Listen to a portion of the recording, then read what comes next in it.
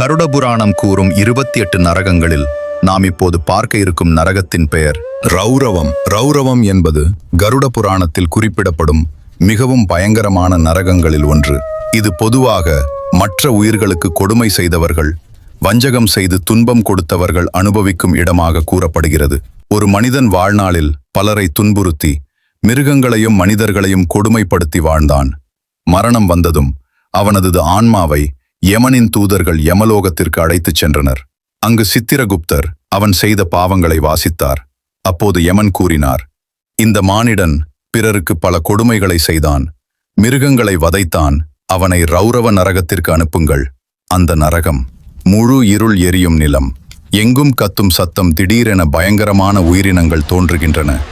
இவை ருரு எனப்படும் கொடிய பிராணிகள் என்று புராணத்தில் கூறப்படுகிறது. அந்த உயிரினங்கள் ஆன்மாவை துரத்தி தாக்குகின்றன. அவன் ஓட முயற்சிக்கிறான். ஆனால் எங்கு சென்றாலும் அதே துன்பம். அவன் கத்துகிறான், என்னை காப்பாற்றுங்கள். ஆனால் யாரும் இல்லை.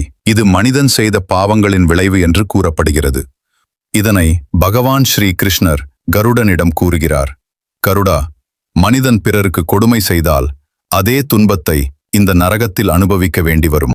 மேலும் இது போன்ற தகவல்களுக்கு துறை mites thoughts YouTube channel like மற்றும் சப்ஸ்கிரைப் செய்து மேலும் வீடியோக்களுக்கு பெல் பட்டனை கிளிக் செய்து கொள்ளுங்கள்.